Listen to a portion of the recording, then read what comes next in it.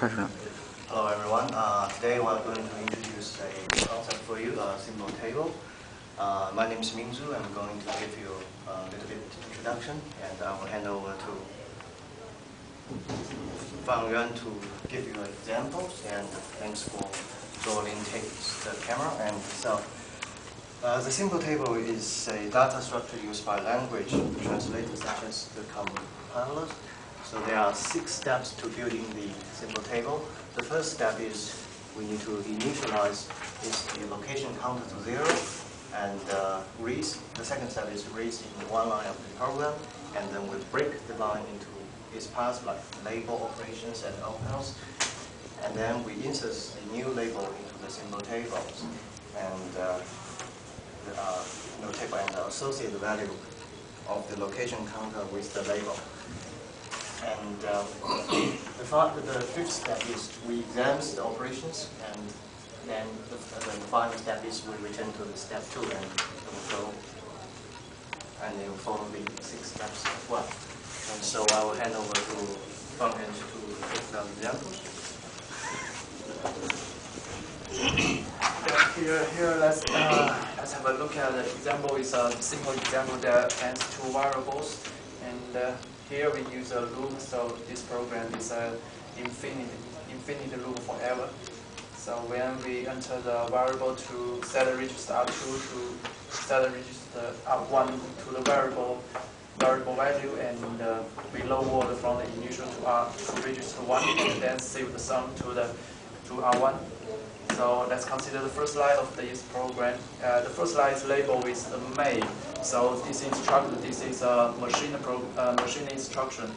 Then with at the beginning the location counter is set with 0 with the hex format. And then move to the next slide. Here there is no label in front of the program. So for this line, it's not a machine instruction. So here, as the machine instruction, the size of the machine instruction is 4. So for here, the location counter sets to 04. That's the hex format. And then move for the next slide. Here is labeled with the loop. So therefore, this another machine instruction here. Then the location counter sets to end with 4.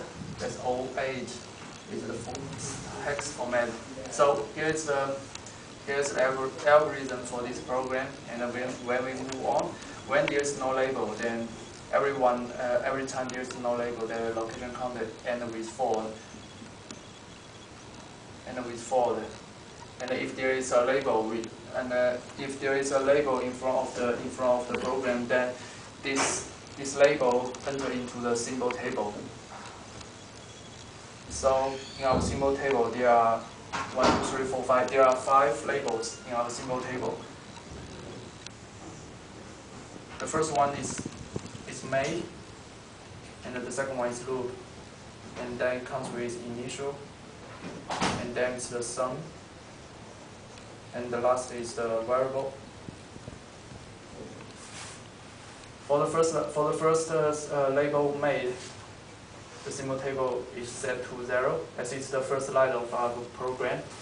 And for loop, and we can see it's the third instruction for our program. So it's set to 08.